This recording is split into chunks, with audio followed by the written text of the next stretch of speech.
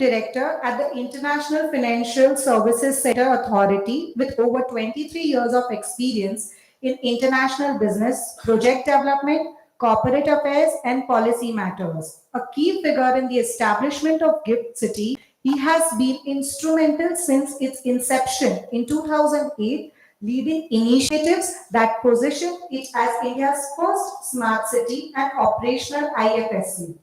Under his leadership, GIFT IFSC has attracted global banking, insurance, and exchange institutions, now handling transactions exceeding USD worth 50 billion.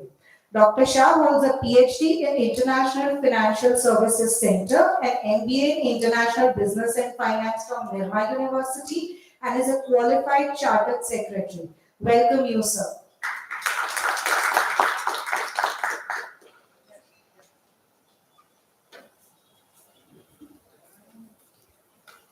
I'd like to introduce another person of my fraternity, C.A. Kshitij Patel. I would rather say he's the pioneer of the profession. He's a seasoned chartered accountant with over 30 years of professional experience and co-managing partner at Manubhai & Shah LLP since 2010. He specializes in audit, foreign exchange advisory, strategic planning, and international business structuring. Sir has advised global clients from the USA, UK, Europe, and Australia and on cross-border tax, outsourcing, and business setup in India. He serves on expert committees of ICAI and GIFT IFSC and has led initiatives through the Indo-American Chamber of Commerce and Gujarat Electronics and Software Industries Association. He is a recognized speaker on knowledge process outsourcing and he has delivered lectures globally. He also serves as an independent director and trustee with several organizations, including Amanta Healthcare and Blind People's Association. So grateful to have you, sir. Welcome you, sir.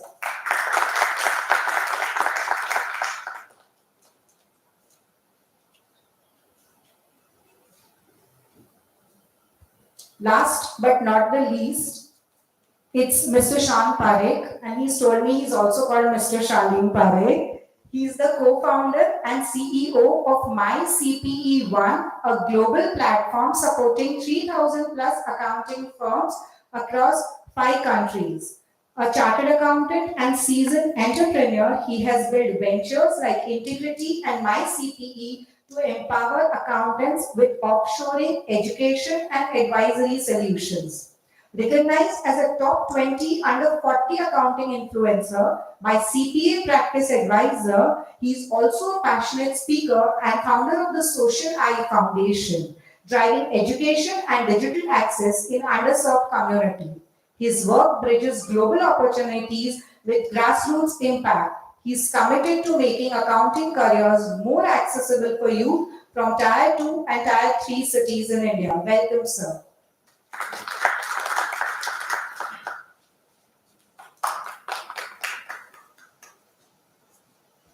And now, for the Empire, the moderator of the evening, it's Mr. Sandeep Shah. He's the head of the IFSC department at Gujarat International Finance Tech City, where he plays a pivotal role in developing and promoting India's first international financial service center. With over 15 years of experience in financial services, regulations, and policy development, he has been actively involved since the inception of IFSC in India. He works closely with regulatory bodies like the IFSCA, RBI, SEBI, and IRDAI to introduce and expand key business verticals including aircraft leasing, offshore fund management, fintech, and bullion exchange. An author of the book GIFT IFSC, a comprehensive guide, he is a recipient of the 40 Under 40 Investment Professionals Award and has previously held roles at HSBC and NSU. Thank you, sir, and I wish you all the best for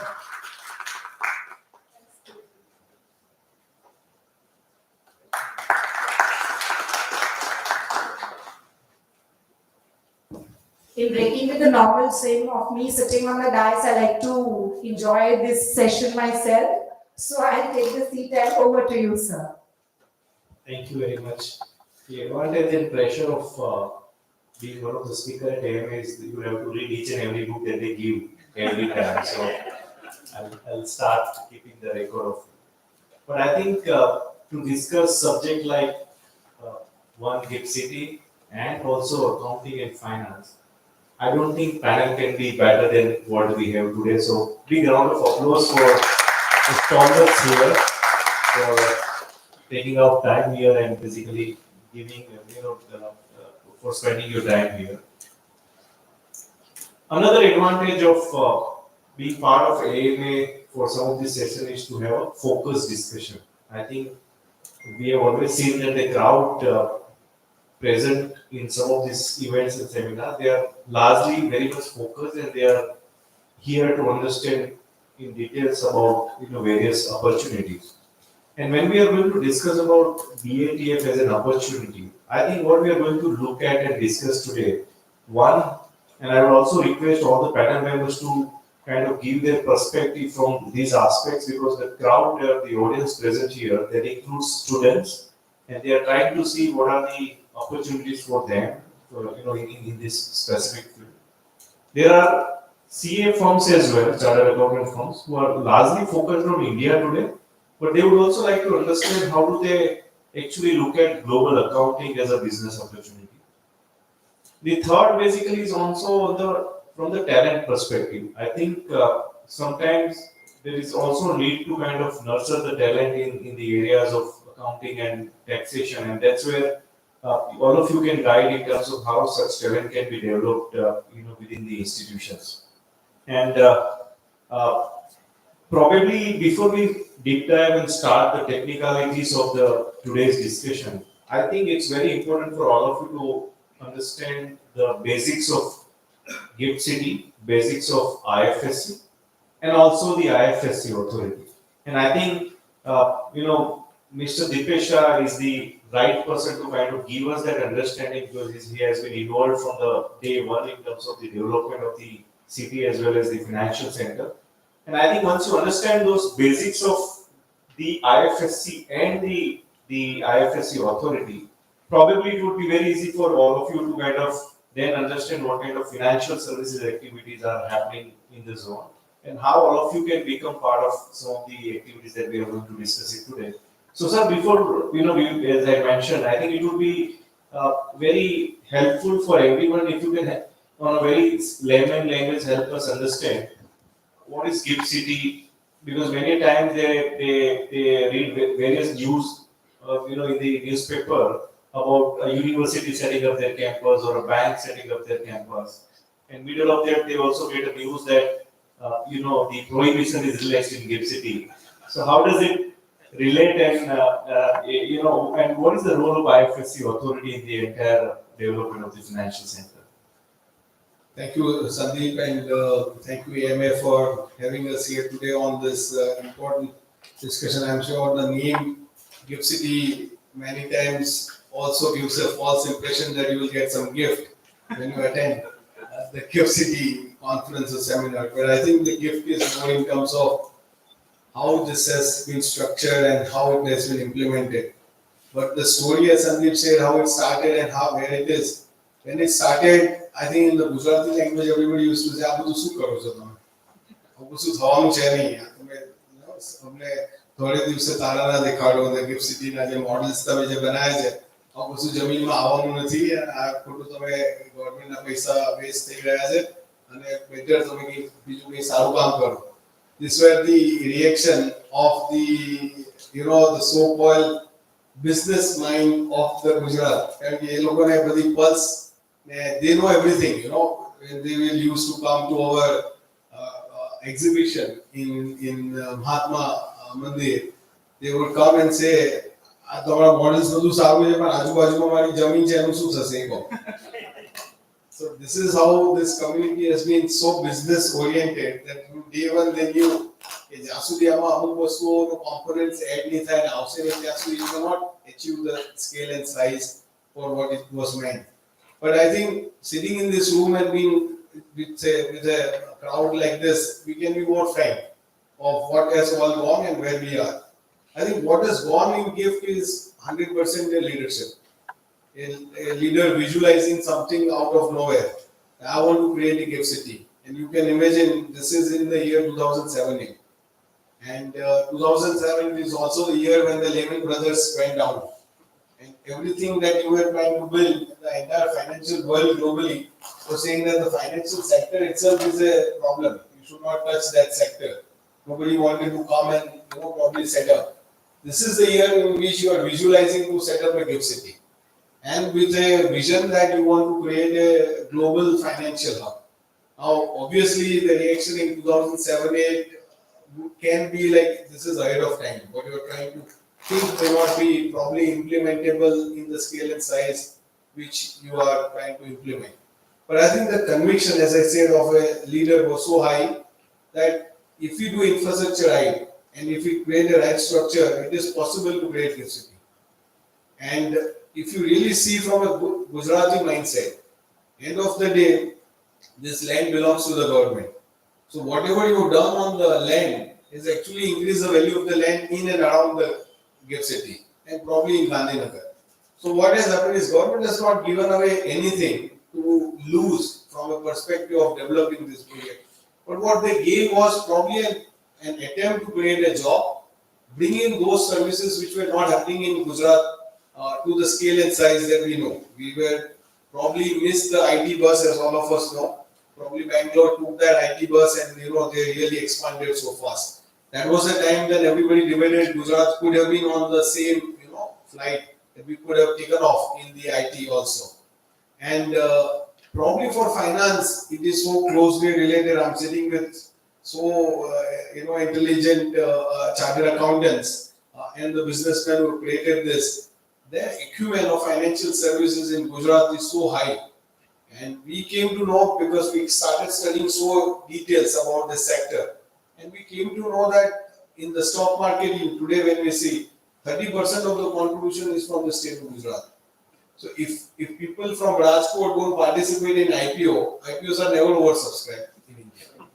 This is the acumen of financial strength that the state had.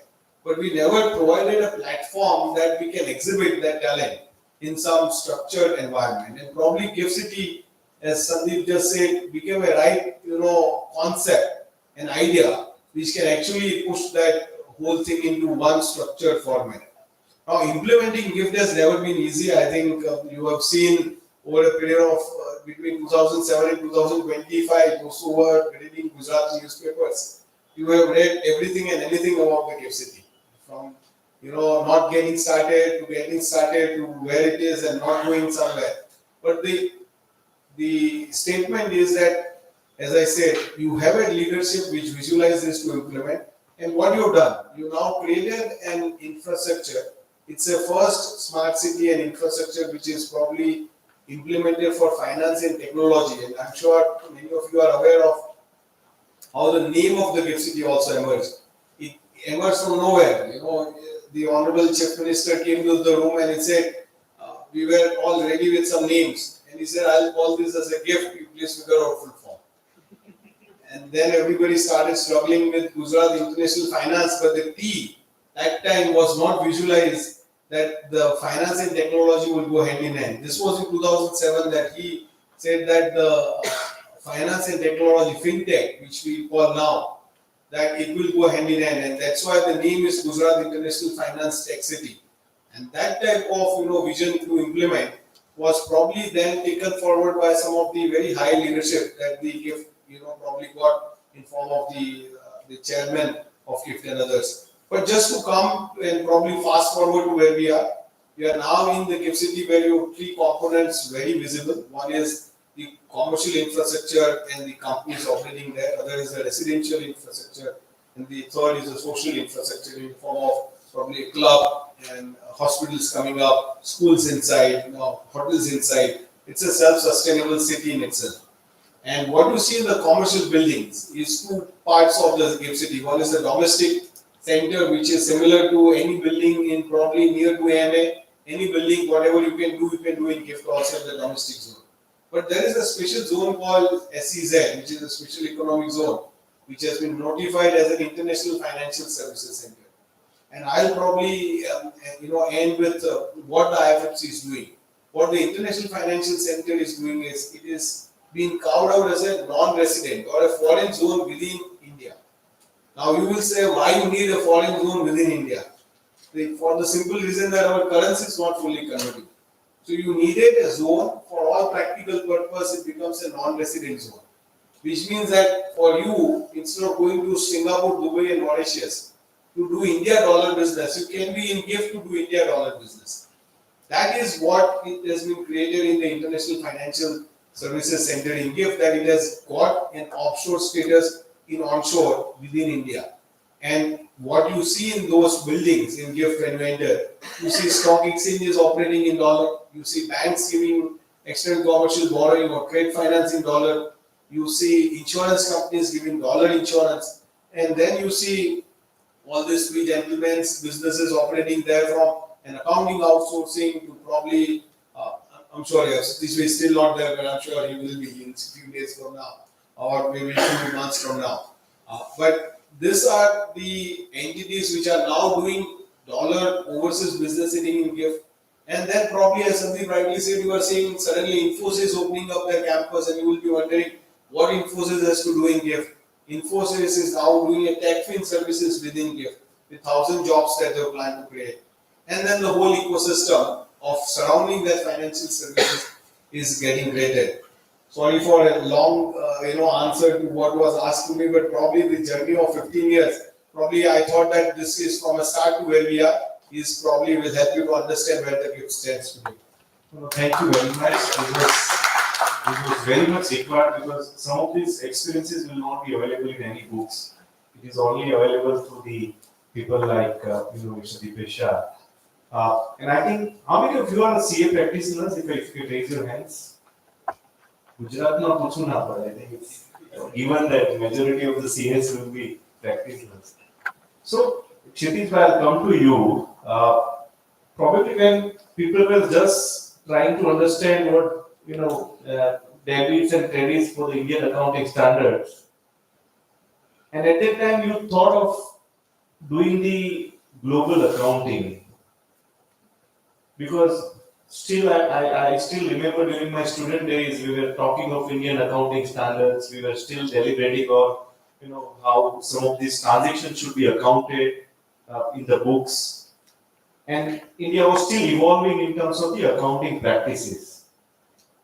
And I still remember we were still deliberating whether we should have our own accounting standard or we should simply adopt some of the global accounting standards. And probably at that time, all of these things were happening, and in the mind of Kshitij, something was going on where the other countries are also struggling, and why don't we actually capture their business from India? In the technology world, I'm sure many of you would agree that India has done quite well. If you look at the Infosys, TCS, and the strength of India, I think the way we are serving to the world in terms of technology, we are actually the leader globally in terms of serving to the global banks or pharma companies or supply chain companies for the technology requirements. If you ask any of the IT companies in India, they will say that our more than 50% of our revenue is coming from the global businesses. So they are actually largely serving to the global markets. Now my question is, can we replicate the same in the accounting and taxation world as well, where accounting or taxation of entire global world, business world, can be done by the Indian accountants? And if you can help us understand what kind of made you think that you can actually do the accounting for Australian companies or even say US companies sitting in India. And then subsequently I'll come to kind of a question where what is the business formula to kind of achieve that? So maybe you can start with your earlier experience of starting the Australian account. Thank you, Sandeep, and thank you, AMA, for inviting me to this panel. And for this, I think I would take you back to the 90s. When you look at the 90s of Ahmedabad and look at the CA firms and the opportunities available to chartered accountants at that time, I think I was a very fresh chartered accountant, just qualified in 92. And in 96, 97, I was thinking, now what? Where we will go forward? How we will see? We had a practice going on, but we thought that we have to bring in something new. Secondly, at that time, I think I got my inspiration from the technology field, where Bangalore was known to be the Silicon Valley of India, and all the software was being developed and uh, uh, implemented out from India. So that's when I thought that what is accounting? It is debits, credits. If you look at the tax, it is income from salaries, capital gains, other sources, and that is how I tried to prepare my first presentation, which I have it today also. And I'm very much surprised that I made a presentation in the 90s about outsourcing and how we could bring that business into India. At that time, people were laughing. In fact, just like as you told that when we were talking about Gift City, people were laughing. When I used to talk that we will do a tax return of US in India, people used to laugh at me. That how are you going to implement or learn about the US laws and how you are going to develop the people in India. So I myself went to the US, studied undergraduate class for the tax returns and accounting in the US, and came back and trained about 8 chartered accountants in 2001. That was our first year of operations. And that is how the first time we were thinking about outsourcing and doing foreign accounting. And once we got the pilot project up and running for a CPA firm in New York, that's when I thought that if we could do successfully for a firm in New York, why not UK? Why not Australia? Why not New Zealand? Why not Canada? So ultimately, year after year, we went there. The first thing we kept, my father actually used to always say that before you go out and market for any work, you better have your resources prepared and have the necessary infrastructure to carry out that assignment. And that is what we did. And we created an office, we created a pool of staff out there and trained them onto the various laws, and then we marketed on to the various countries, various accounting firms for their jobs. And that is how I think the whole thing started. It was difficult pre-COVID time because at that time people were not willing to share their data, thinking that India, what the data security would be all about, etc., etc. After COVID, everyone is talking from work from home, so that belief has gone. And that the second thing what has helped most is in the east and west, there is a problem of aging population, which is very high, and therefore our opportunity has increased tremendously because of that.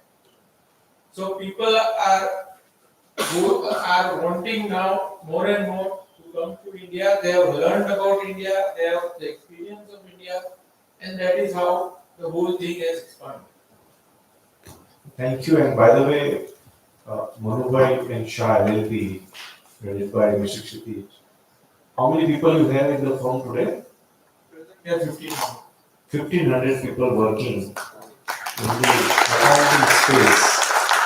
And technically, if you ask me, it's actually it's export earnings that you are giving it to the country, right? It's export of services that India earns, dollar earned by India. Aniket Rai doesn't need any introduction, and we have seen his leadership during the presidency of the institute. And I must congratulate you for bringing the entire global accounting fraternity to India and to Gujarat during the GloPEC event. I'm not sure how many of you are aware. One of the best events where entire world in the accounting space were in India and in Gujarat. So thank you very much, I think, for that initiative, and I'm sure it will put India on the global map. How many of you are, my second question to the group here, how many of you are students? Either in the, okay, so we have good number of students as well, and maybe wondering whether either how they can become part of the some of these businesses, or as an entrepreneur how they can actually start some of these businesses. And Aniket Bhai again has been one of the leader in terms of the global accounting, and I'm right now trying to create a discussion in such a way that you get the sense of the opportunities in the bookkeeping, accounting, and taxation framework, which is the core topic of our today's discussion. And probably then we'll come to the gift side. I'm still not at the gift side. I'm still trying to convince you that India and Gujarat, we can do the global accounting sitting in Gujarat. And that's where my question to Aniket Bhai, because many times say, I'm not a chartered accountant, but the question to me, and which is also asked by many of the participants, that if you want to do Australian accounting, do we need say degree of Australian regulator or the education body? Second, how do we approach, say if you want to start a business, how do we connect with say Australian firms or a US firms? Because I may be running a chartered accountant firm today in Gujarat from India, but probably what is the way forward to kind of access to the some of these global businesses? I'm not sure it's not a hidden business secret I'm asking, but it will definitely help the larger community to venture into the new lines of businesses. Thank you very much, Sandeep Bhai, and my thanks to AMA. Thank you, Achal, for the wonderful introduction, and pleasure to be with such illustrious people in this hall. I think serendipitously, Anwar Sahib is here, and he was one of the first persons who had spoken to me about why not make GIFT into a center for BATF. I still remember Injati Srinivas used to be the chairperson, and there was a program in Leela in Gandhinagar, and at that time I believe, the vice president of the institute, and Mr. Nanda, who's currently the president, was with me, and we both had come to that conference. And there, of course, idea germinated, and thanks to Dipesh sir's leadership in IFSC, a committee got constituted. I got the opportunity to meet the Honorable Prime Minister in GIFT, and we had almost a 2-hour discussion, sir, that closed room where 20 of us were there. And I was privileged to, of course, represent the accounting profession as the president. I think I'll talk about the BATF journey maybe a little later, but I'll try and answer your initial questions first. So, look, in terms of the opportunity that lies, is there a bigger opportunity? Definitely, 100% yes. You go today to Hyderabad, I will not name firms, but there's a large firm which has 107,000 people on my last count, just sitting out of one complex.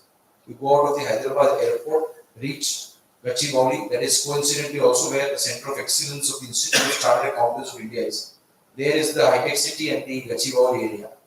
Just one firm which is doing global work, and in that single complex, 3 different buildings, you have 1 lakh chartered. Now imagine if that itself was to replicate here in Gujarat. The sheer amount of talent that you will have, the sheer amount of transactions and processing that can happen. And this is one firm. Today, globally, in the US, they do the rankings of the firm. I think out of the top 100 firms, we have still only, I believe, scratched the surface. But I think Sean can add to this. There are so many other firms who are also looking to send their work out. So the pool and the universe of work which is available is immense. There are no business secrets, and I think I pride myself, at least in our profession. I think this is singularly the profession where, and I used to discuss it with other advocates or doctors, nobody will teach their technique to the others, but our profession is such that the best tax experts will come and tell you about the tax laws. And I think even in this field, you have all 3 of us, and we'll be all happy to share about what little success we could get in this area, because we truly believe as professionals that this can only help the country and the economy. So, look, I always say this, the expectation and the mindset has to change first. The first step cannot be, if as qualified chartered accountants, some of us get used to the fact that there is MEF, I will fill up a form, a multi-purpose empanelment, CAG will give me some work, RBI will give me some work. I think if that mindset is there, and we expect a similar form to be filled, and the institute or some other body internationally to give us work, it's not going to happen. I think first and foremost, a very blunt and sorry to say this, but I try to be as brutally honest as possible and not sugarcoat things, especially when I'm in the midst of chartered accountants. We have to change the mindset. Be ready that if you want to go in the global market, Kshitij Bhai had to go to the US in the 90s and spend time. When I moved my area of practice, our firm used to do bookkeeping and accounting work in the early 2000s. I started a very different line of service, which was, of course, audit support service and various other tax compliance services. Now, I couldn't do that sitting here. I spent a good amount of time. I went out to New York, reached out, spent that time myself, learned it, and then, very similarly as Kshitij Bhai mentioned, 1 became 2, 2 became 4, 4 became 8, 8 became 16. Overnight, you will not have 1,500 people firm, but there's always a start that you can do. Do you need the foreign qualification? My honest answer to that is it will help in today's world to tell them and go there for the students here that I also have your foreign qualification. If I can tell a US CPA firm that I am a US CPA, it gives that level of confidence. If you go to Australia and say I am a CPA Australia, it will help you. And today with the MRAs, the agreements that the institute has with all these institutes, it's a very easy pathway that you have to get these foreign qualifications. But is that a mandatory requirement? Answer is definitely no. I jokingly say this, if you can file the GST return in India and reconcile the 1 and 2A and 3A, I'm sorry I'm not very good at the GST because I don't practice in that area. But if you can do that complex calculation on a month-on-month basis, believe me, the other tax returns, it may be in any part of the world, are going to be far simpler for us. But what we have to learn is how they do things. And I think it requires, like I said, change of attitude, change of culture in terms of how we work with these firms. India માં તમે ક્લાયન્ટને કહો આજે ના થયું ચલો કાલે આપી દઈશ ચાલશે. There is no chalse in the international market. If you have a delivery of a turnaround time and you have promised that I will deliver your return on the 16th of June at 7 p.m., it has to be 6:59, but it cannot be 7:05. Because 9 out of 10 times your client will then reach out to you and say, this is not what I had expected. So I think for the younger generation, also for the chartered accountants who are thinking, change the mindset, change how we work, and understand that you are not dealing with Indian clients. You're dealing with a foreign client whose culture is very different. And once we have the understanding of the culture, here, even if a road is broken, we still happily walk over there. You know, there it will not work. Somebody will sue you if you don't clean the snow outside your house after the snow has stopped falling. You will get sued because somebody slips, it's your responsibility. It's a very different mindset with which people work in the international market. So you have to understand that. But the opportunity, I believe, Sandeep, is tremendous. Today, Kshitij Bhai is an important point of the average age in the West and India. I can tell you, I sit today on IFAC, I sit in the CAPA's board, and in any 2-day conference that will be there, in the US, in UK, in Australia, in Canada, in New Zealand, in France, in any part of the developed world, half of the time is actually spent on how do we make this profession attractive? How do we attract talent? How can I get people into accounting? Because if you look at the numbers globally, there aren't enough people doing accounting. And we have the advantage of 4.5 lakh chartered accountants, 10 lakh students, 17 lakh students who have at some point done CA from 1949 till today. They may have cleared inter, they may have cleared foundation. You have a captive pool of talented people. Only thing is, can we channelize it and put to use? So I think to summarize this in terms of what we need to do, I think if we have the right infrastructure today, which GIFT provides, we need Class A real estate for us to go and tell the client that, look, this is where your service will be delivered from. And if you have the talent pool, which Ahmedabad definitely has, I think you look at the articles, you get students from Rajasthan, you get students from MP, you get so many students from Saurashtra. So I think Ahmedabad, in terms of the talent pool availability, is there. It's just the change of mindset that we can do. And if we do that, I'm sure GIFT can become that export hub and earn not just wealthy foreign exchange, but also give gainful employment to so many professionals. Thank you. Again, I'm sure, Aniket, you have already set up in GIFT City or are setting? We already set up 10 startups.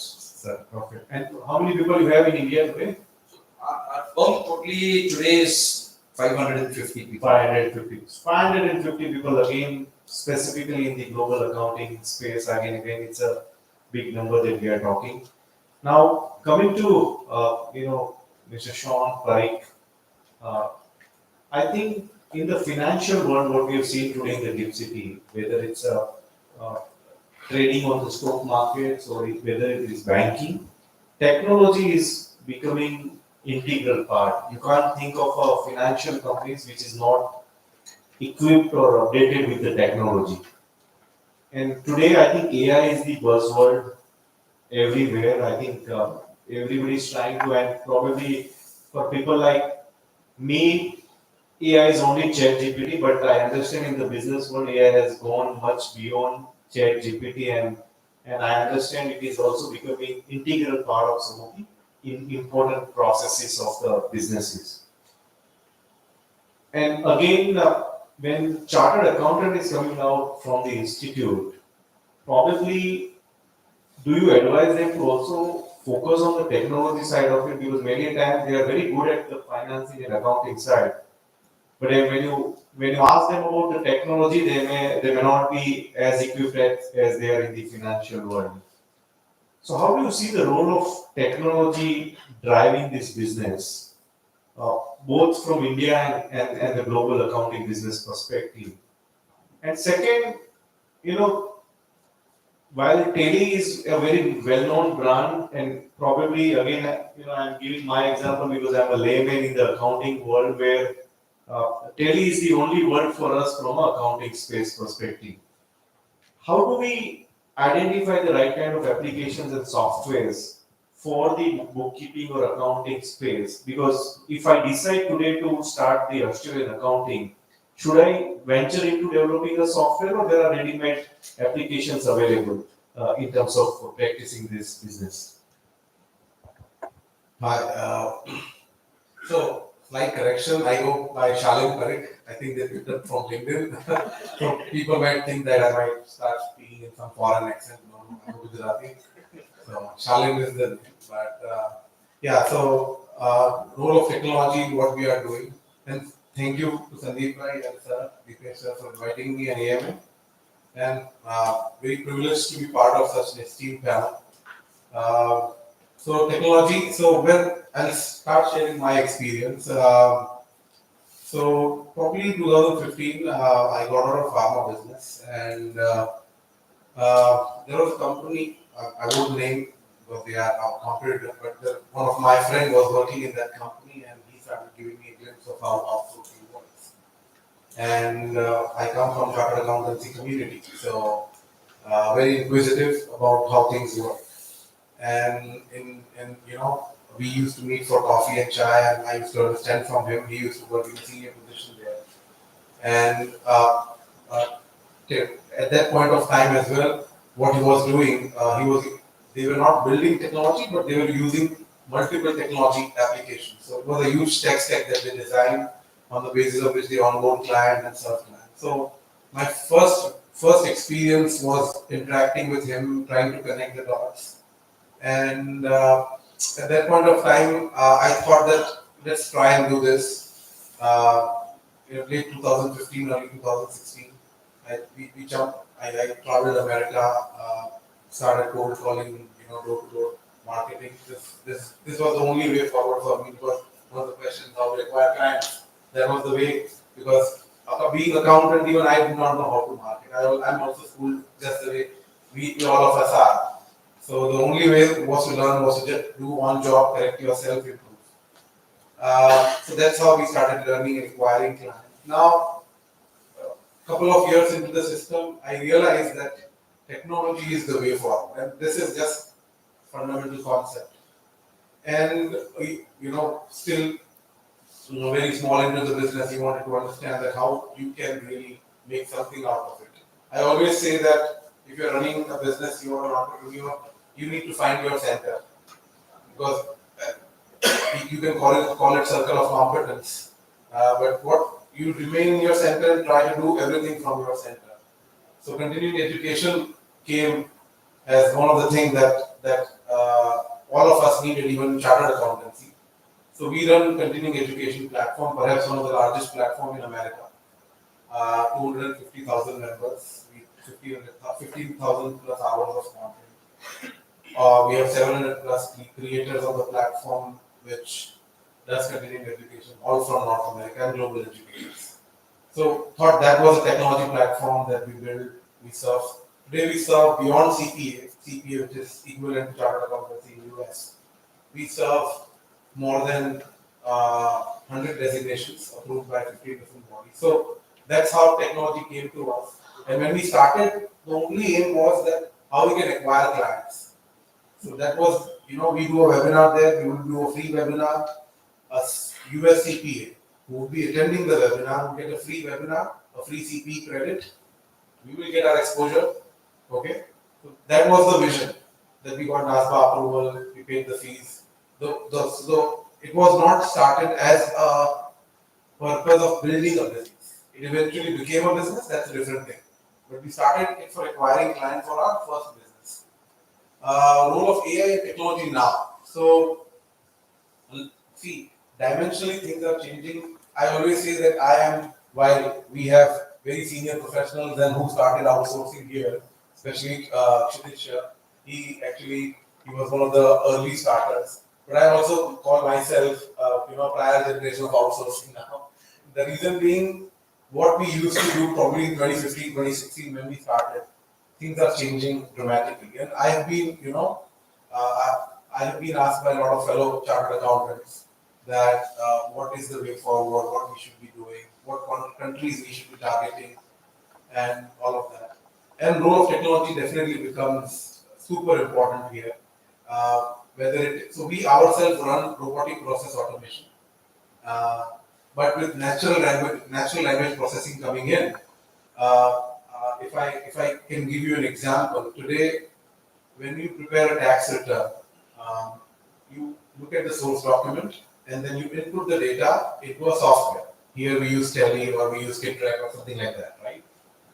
So with natural language processing, you can just start recording that insurance premium is this, your W2 or your Form 16 has this salary income, and we capture it automatically. So the rule-based input and development is completely being taken away in a different way. Another example outside of our industry is Google losing its search rank. Google is losing its search traffic because people have moved to either artificial intelligence engine, where you are able to find definitive answers and not list of directory points, and where Google Gemini started giving their own answers. So we need in financial world, financial technology is similarly taking shapes. You need to take the cues from what is happening around. So workflow process automations. So whenever an AR or EP process is being automated, you need to understand. We build process flow chart. We call it process document, process design document. These are the terms that we use. And for every process, we build a flow chart. And then what has happened in RPA, we used to build a structured flow chart with natural language processing that would go away. Because natural language can bypass the process and give you the output, which they also call as agentic AI now. So all of that is actually started coming in. It will always come first in Western world and the developed world because of the sheer high labor cost, and for them to do using automation and AI is far bigger arbitrage than you do it here in India. We don't do any business in India, unlike my fellow panelists. And I was listening to a podcast by, I think it was Manish Shokhani from Inam, and he told that any entrepreneur doing business in India should be awarded Padma Shri, and I agree with that. The amount of effort you need to take. So we only do business outside India, and from that perspective, for us to stay ahead is very important. The amount of businesses Tele is supporting, it's a great product. But if you simply compare it with QuickBooks in US, they are a multi-billion-dollar market cap. Simply you can't monetize in a country like India because of this situation. I was talking to a friend in ClearTax, and definitely they have not been able to create the value typically the amount of client they are serving. So very different market. It's hard to make money in India, and we have consciously taken a call not to focus on India. Not that It's not a great market, but it's a very different market. The cost of acquisition is different, the revenue and lifetime value of the client is different. And hence we have always focused in that market. And where, if you're able to build a product, what Sandeep sir told, uh, the change of mindset. So I became a product or a tech entrepreneur. It was by accident. But then I had to learn what is UI UX. What is, product. I need to sit with the engineering team to understand then what, product development is. I had to hire a product manager. When you have a product, cybersecurity comes in place, that how you will be doing this. So a lot of that I still don't know. We have team doing it, but a lot of it today we understand. What is, you try to take reference point, try to ask questions, and then try to gauge knowledge by holding somebody else's finger, you know. So that's the way forward if you want to become a tech entrepreneur. I think the best thing that we guys have, I know a company in Vadodara, they do property management. The single focus is that they do property management. They have built a product around property management, and they serve clients, probably 200, 300 people. So why I'm giving such a great example is they have built a product around it. So what we guys have is a deep functional expertise. If you're able to build that domain expertise, deep functional expertise, that's the starting point that you have. What we have today is a domain expertise.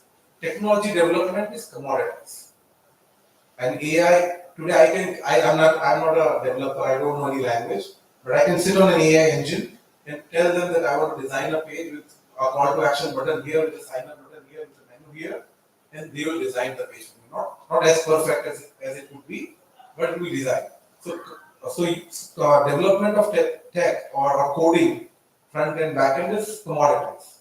You need good developers, you need good people, but what is most important is your functional expertise that you get.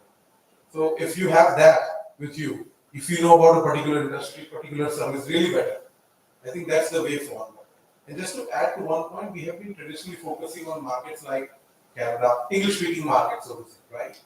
I think it's time that we look beyond that. The entire Europe is a virgin market, according to me, where France is another country, Italy, Italy, Spain, Germany, with development of technology, and AI. These are the markets which people are still not looking at. Even a French-speaking colony in Canada, Quebec is the place where different. And the beauty of our business is it's not very universal. If you learn something about France, it remains in France. Tax, accounting, auditing, it's very focused to that small economy. It's not a small, but 3.9 million businesses. Some 100,000 firms work there. So from that perspective, the beauty is that if you build that expertise, you can go very deep, really deep into that and build something out of it. So we have been outsourcing, but the future vision is that we need to build businesses that are global out of India. So when we build continuing education or tech business, we are building managed IT, cybersecurity, robotic process automation. We'll be competing with what businesses globally, not just back office. So it's truly that we should be visioning in a true way. The next global accounting firm should be from India. Perfect. Thank you. Once again, I think, and again, the advantage of India is basically it makes your life very easy to do business globally. It teaches you a lot in terms of how to do business. I think probably, when we talk of global accounting, we thought that US and Australia market is saturated because of the many players in India. But he made a very correct statement saying that European market is completely untapped. So something who wants to start from scratch, I think some of these new markets can be looked at. And I was in one of the, Microsoft's hub in Hyderabad, and they actually gave a presentation of their AI technology. A video of Chief Minister was speaking in Gujarati, it was at the same time getting translated into English with his tone of voice. So language is not a barrier now. Basically, it's you can now with the AI technology you can actually capture any market, using the right kind of technology. Now coming to the basics of what we do at GIFT City in terms of the BATF as a framework. The writer of the regulation is here, Mr. Dipesh Shah, who actually thought of and started working on the regulations in India. And again, for the first time, India has come up with a framework where accounting, global accounting, can happen with a very regulated environment. And I think it also gives strength to the players, saying that when you are doing accounting for XYZ firm in Australia, they are also relieved basically because they know that the firm which is doing accounting, they are part of a regulated region. So if you can help audience to kind of understand the basics of the regulations and the tax benefits that GIFT City provides to do this business from GIFT City. Situation because I have a committee chairman on my right and a very vocal member on the left who were part of this committee who helped us draft the regulation. But whatever work they have done, I can probably try and answer from that perspective. I think, as Aniket rightly said, the Honorable Prime Minister had a roundtable in GIFT. This was in May 2023 somewhere. And I think one point which came up was that post-COVID, I think everybody knew that we become like the pharmacy of the world. With so much of vaccine and all being exported, the world started recognizing India as the pharmacy of the world. And I think his point was that why can't we become accountants of the world? And if you really unfold this, why can't we become an accountants of the world? Is really very powerful statement.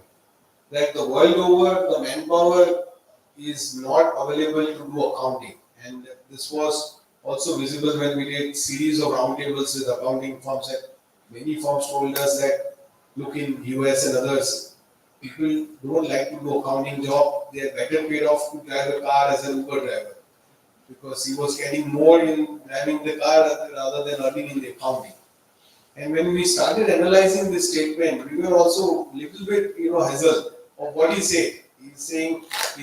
He's saying that, look, it's better to drive the car than do an accounting. But probably what he meant was that globally, the payment which you make to the professionals varies, in terms of per hour basis and all. In India, I think everything is monthly. This is your salary, and then you have to, make sure that you earn a living out of it. But globally, there is a benchmarks for per hour work. Now in India, I think a similar work was done at a much competitive cost than what is done globally. And probably the vision of the Honorable Prime Minister when he made the statement was, why can't we be accountants of the world, was exactly what you just said, that why can't India become an outsourcing hub? When we started brainstorming, we said, how do we implement this vision? Like we are a financial services center, a regulator for financial services. What accounting has to do with us? And to our puzzle, when we asked the chairman of the committee whether accounting is financial services, I think he also came back and said, after all the research, accounting is not financial services. And for us, like without accounting, you can't do a financial statement. So the puzzle was that, how do we really change this into a law? When we debated, I think the WTO rules gave us some insights as to how the services were defined.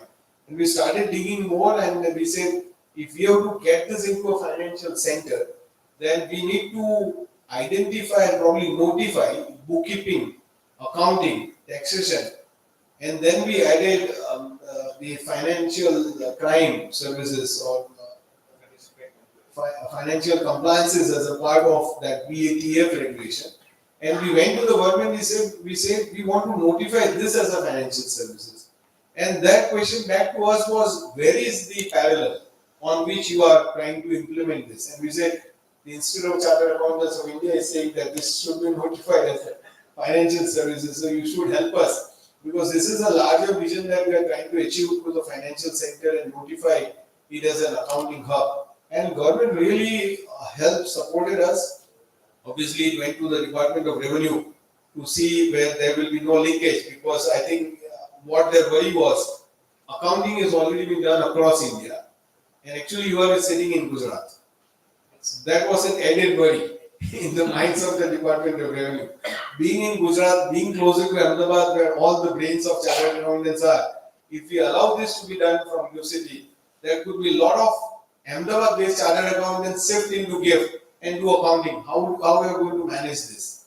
And probably what came out in the regulation is as follows: like we allow bookkeeping, accounting, taxation, financial crime as an outsourcing services, notify that as a financial services, but we made some caveat. We said if you are an existing chartered accountancy firm in Ahmedabad or anywhere in India in the domestic zone, you can't shift into GIFT. You have to create a new company. So the first criteria is it has to be a new separate wholly owned subsidiary, or whatever you want to create a new entity. Second, you can't transfer the manpower from your existing into this new company. So from domestic you can transfer up to 20% of your manpower. 80% has to be new, which means you want to generate new employment within the ecosystem. Third, we say that you just can't abruptly close your existing contract and give it to your new subsidiary, because that will also mean that you are just transferring that between. So it has to be a new contract. But I think what really helped us with the brains of Aniket Bhai, his other vice president at that time, and who became the president, and Smriti, they said, look, renewal can be brought into GIFT, because renewal effectively you can do from anywhere globally, including Ahmedabad or in GIFT. So we allow, if the contracts are getting renewed, you can actually write it from GIFT, that fresh contracts, and that is allowed. And then we put some numbers, because end of the day, what you want is a large number of jobs. So what we say is that if you are creating an accounting outsourcing firm, at 60 square feet or so, you need to have one job. Because you don't want a 5-member team filing a 500 crore accounting practice written from GIFT. That will end the practice of BATF the very second day. So we said minimum number of people also has to operate when you are operating this. These were all check and balances. The idea is not to put those in a very rigid terms. The idea was, how do we really actually bring the new work into the GIFT? And probably Sandeep is witness to some of the marquee names which are now entering GIFT. Like for example, you have Google, you have IBM, you have Accenture, you have Bank of America, you have now, as I said, Cognizant, Infosys, Wipro. So all these important names are now coming in. And they are also developing the skill sets or bringing in the new manpower into the system. But what was very closest to probably Gujarat was the commerce graduate. I think we are the largest number of commerce graduate pass outs in the whole of India. We have largest number of chartered accountants, I was told, to be passed out from the state of Gujarat. With all this combination that we had, we thought that we can create that global accounting hub from GIFT City, from Gujarat, and I'm sure with the students in this room, with the practitioners in this room, and some of the largest players sitting in this room, it's just a matter of time that you will see thousands of jobs in accounting for global will be done through the GIFT City as we move forward. And I will definitely encourage all of you. I have seen Mr. Smitang here, one of the very vocal chartered accountant operating from GIFT City, and most of his video I watch in these days is about how the accountants can make the difference and how the GIFT City can add value to what you are doing. So my probably request and urge to all of you is that this opportunity is real. It is happening in front of you at the right time, and probably whatever the journey of your career you are in, you should try and figure out how can you get associated with GIFT to take the advantage of this important journey which the GIFT is right now in. And chartered accountant will definitely ask about the tax benefit. Yes, I think let Aniket will say that, and people will go. I'll just maybe take a couple of minutes to add to what the pace, and it's been a remarkable journey, I can tell you.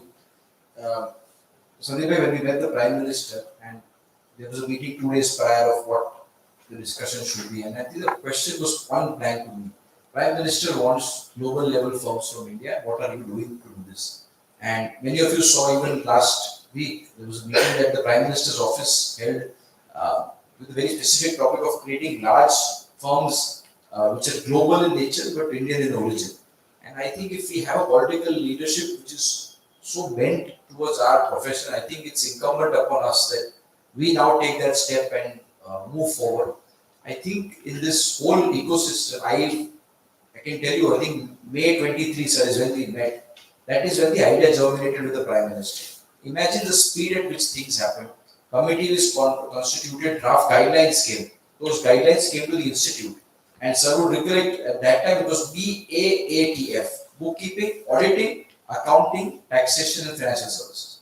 And as a council, and I was very clear that audit cannot become a service which we move to the gift, primarily because we did not want to allow that this can be used as a route by foreign firms who do not per se have registration in India to then come in gift and start giving audit services. Because if they start giving audit services in gift, I think it's only a matter of time that they will start asking for this license pan-India. I was grateful that IFSC and Dipesh Bhai and everybody agreed that yes, if this is the concern, we'll drop it. This went to DEA, this went to Department of Revenue. I had so many calls at any point of the day where they would say, what are you doing with this? The council approved it, went to the government, but yet, imagine the speed. I think May this happened, and by March next year, we had the guidelines draft issued.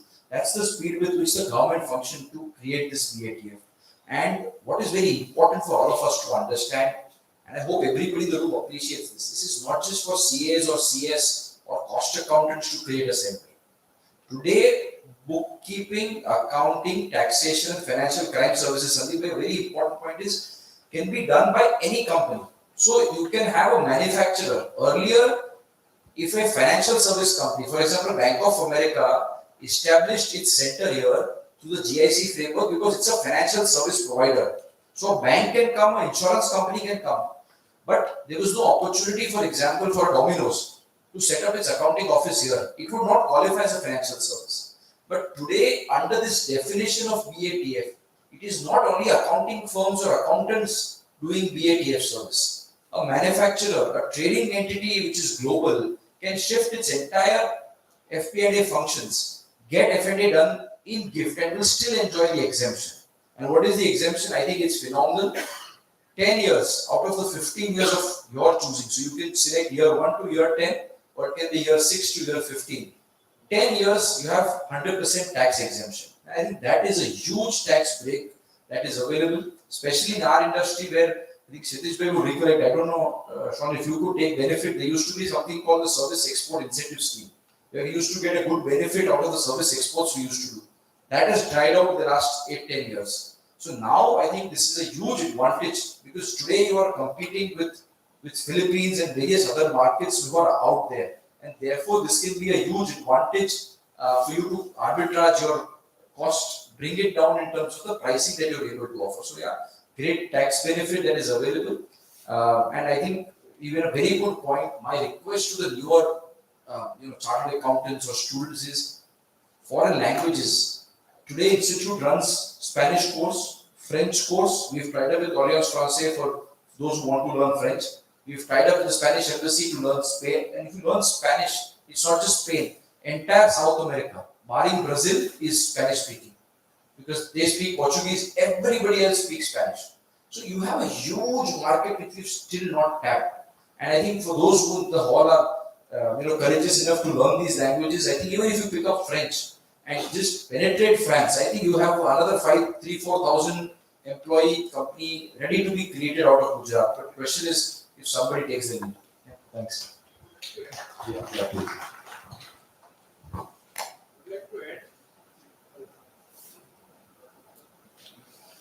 But there is also a MAT benefit, wherein the rate of MAT or AMT is 9% in the gift. Secondly, there is benefit of the GST as well as custom duties. And lastly, I think there is a capital subsidy scheme which is run by the government of Gujarat. As far as the capital subsidy, as well as there is a lease rent subsidy and provident fund on additional employees employed. So all these benefits are available to the IFSC when you set it up. Absolutely. So I think you are not helping other companies to save tax, but you yourself also now can save tax by setting up in Gift City. Probably we have last 5 minutes and a very common question to all of you. We have, as I told you in the beginning, we have two kind of audience here. One is student and the second is a businessman who is running a CA firm. So considering your vast experience, one advice to student who is now coming out from their academic world and trying to enter either as an employment side of it or a business side of it. And second, one suggestion if you would like to give to the CA firms who are already here and doing the India-centric business. And as we know that in GIFT City, the chartered accountancy business is now going to a very different world where they are actually becoming investment bankers for many, global funds. So, if one advice for student and one advice for the CA firms from you, maybe we can start with Aniket. I think for the students, I think because they are dearer to my heart as being the president, and they are larger in number, and I think much bigger life in front of them. I would say that hone more skills, adopt technology, not because it's you're not in commerce doesn't mean that only your friends who did science or picked up engineering need to know technology. Today, you need to live in an era where technology is going to be a part of everything that you do. So learn technology, become global citizens. Today you have universities of top class which are coming in GIFT. You have other opportunities. So have a very global mindset and embrace technology is what I would tell the students, because if you do these two, I think the world is yours to capture. In the next 25 years, no other country has the population and the kind of talent which India has. Question is, do we want to utilize this to our advantage, or do we want to spend this time watching reels and doing other stuff and not getting painfully employed and contributing to the economy? And to my chartered accountant colleagues, I will only say that, look, I believed even when I was the president, I think the intention of mine doing GloPack and doing it in Gandhinagar, of course, a lot of people wrote me off. So far, never in the history of the international conference, Sandeep bhai, in 75 years has ever happened in a non-metro. It's always been Delhi, Bombay. In fact, last year, too, the event happened in Delhi, though the president was to Kolkata, because Kolkata also today is not sure if they'll be able to attract that kind of attendance. But I think I owe it to the state, which has given me everything, that I bring that conference here, and with God's blessing and support of everybody, I think we did an MOU with GIFT, an MOU with IFSC at that event. And I think the event just was a opportunity for me to showcase to my membership here that for us as chartered accountants, we see our clients. I think you put it somewhere in the middle, Sandeep bhai. The growth they are seeing is not because of the domestic sales, but it's also because of the export earnings that they have. And if businesses are growing by exports, pharma has become pharma because of the export that they do. IT is IT because of the IT earnings in the foreign exchange that they earn for India and the international clientele that they service. My dream and wish would be that let us all also aspire that on my P&L, on the income and expenditure statement that we prepare, I think 50% of the revenue that I get can be domestic, and let 50% of the revenue come from international sources. Let us have a US dollar account, a AUD account, a GBP account in our balance sheet. I think which IFSC is the only place which offers. And if we do that, truly we can go global. So, thank you. I'll just add for students probably, and I always tell at some places that you have to stop this social media and the Insta business, because that takes away your patience. What is probably you have to build your career, and we were fortunate that we were not using those when we were building our career, because you get bored so easily. In just 2 minutes you change the reel and you went to something else. That is really not helping. And probably my experience is in 2008, as I said, everybody said that what you guys are doing, including my wife. My wife always used to say, please don't say where you are working. Because people start laughing the moment you say you are working in GIFT City. And now she says that why you are not saying that you are working in GIFT City. And I say, now there are so many fathers, I don't need to say that I am working in GIFT City. So I think the patience is the name of the game. If you are building your career, you have to be patient and give your 5 years at least in one field that you choose, and then decide what is more appropriate for you. Even those 5 years, maybe midway you will feel what I'm doing, but those 5 years are going to be the boiling water that really makes you the tough, a professional as you move forward. So I'll strongly do that. For chartered accountants, I have no advice, because they know where the money is, they know where the benefits are, they know what to do with the tax incentives. So they will find their way into GIFT City anyhow. I can't advise them, and I always love to hear advice from them. So I have no advice for chartered accountants.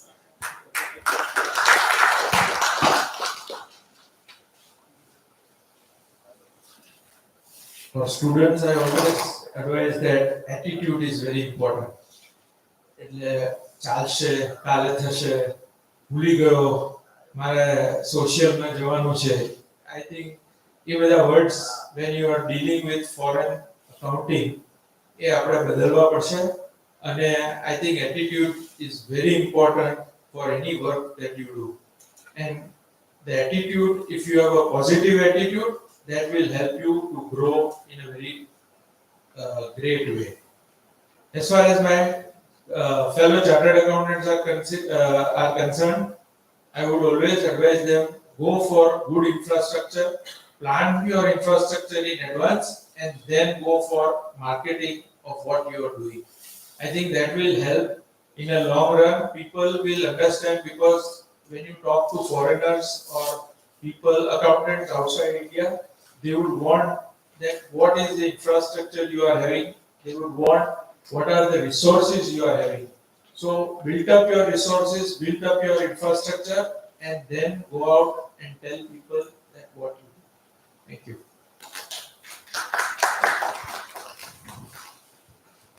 Hello. So first of all, I got a social media advice from two experienced people. I can't give that because I'm the one who is using the most. So I can't even give that advice to you guys. So that would be a good advice for me. I'll be monitoring my screen time. But for me, I think one common experience that I would like to share is I think skill is key here, according to me. The skill set. People think bookkeeping. I think a lot of traditional bookkeeping, which has been perceived in last 5-10 years as an area of opportunity, is being automated big time. But at the same time, there is a tremendous amount of opportunity ahead of us. There are 685,000 CPAs certified in America. There are 33 million registered businesses. 20,000 of those businesses are more than 500 employees. 100,000 are between 100 to 500 employees. So the amount of opportunity is humongous. I'm just talking US. There is Canada out there, and then there is other European countries, Australia, New Zealand. So, but the most important, I mean, the center here is key. Center here is skill set. I think people often miss, and I would always say that the skill set will follow your results. So the focus, what we are doing at for audience as well as for the team, for target, for our domestic aspirants, we have My CPA Academy. You can check it out. We are doing CPA course. We are providing CPA course there, enroll agent, which is an IRS tax designation there, and the CMA course, probably at 90% lesser the cost than available in market. You can do a CPA at 9,999 rupees. You can do CM at about 3,000, 4,000 rupees, and EA at 4,000 rupees. And with, I remember of this thing, Deepesh sir was the one present when we launched EA and CMA at one of our functions at annual meet, probably 2 years back. 2 years back. So Deepesh sir was there, present there, and now we have CPA. So this is once, I always say we have earned a great amount from this industry. So making some small investment in some way will only help, and if it helps in building an ecosystem, nothing like it. And we aspire that if we are able to touch the heartland of India and help in building this ecosystem, nothing like it. So skill set, according to me, for students and for our fellow practicing accountants, I think is one key area. And another thing is for firms which are a little larger, building a mindset of investment. It is very, very important. We are trained to save money.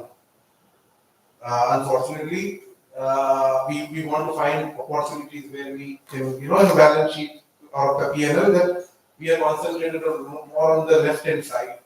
We should be concentrated in the accounting term on the right-hand side of the balance sheet and not the left-hand side of P&L. Because everything happens on the right-hand side of the balance sheet, which is investment. So if you are starting something in France, you will require to build that talent beforehand. Go out there. Trust those people. So that initial investment is very, very important. I would say that when we started our business, uh, we made a choice that we would have a workforce in America. So we have about 8 employees in US. It's hard. It's equally painful for me to pay salaries in dollars. You know, we all are Gujarati. We want to save that money, but we wanted to make that investment. So that, and there is definitive advantage there when you talk to an.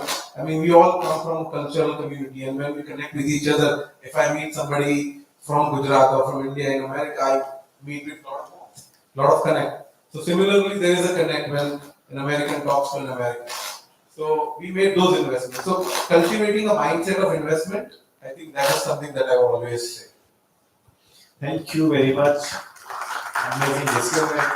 And he was lying when he said that I don't know marketing. I think we know your products well now. I think the way India, when started their IT journey, we were called BPO center or back office center or outsourcing center. But if you ask today to any IT company or global capability centers, they will become innovation centers. They are no more outsourcing centers. Similarly, I feel the BATF or the accounting world will not only do the accounting, but eventually they will actually become part of the critical decision making of the some of the global businesses that will eventually happen. And I'm sure with the kind of advices or guidance that we have got today, I can see 3-4 global firms sitting in the room today with the application coming forward. Deepesh sir, to you. So wait for it. We don't have time for taking the questions. It's already 7:45, but after of the line, you can just meet speakers and ask if you have any questions. But thank you very much, and it was a great moderating this panel. Thank you.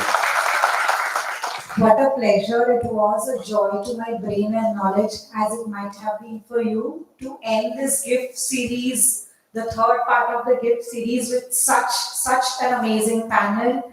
Thank you, each one of you. Aniket Bhai with highlighting the opportunities in love field, Dipesh Bhai with giving us the history and geography of the gift city. So many of us did not know. It's like a Wikipedia, walking Wikipedia.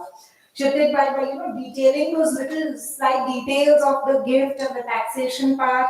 Shalin bhai, with all the insights you bring to the table with your own personal business ventures and stuff. And Sandeep bhai, you just brought out the best in him. Thank you so much. Thank you, and thank you all of the wonderful audience for being so patient and intent. So thank you all of you all off the dais and on the dais. I hope you have a wonderful evening. Thank you.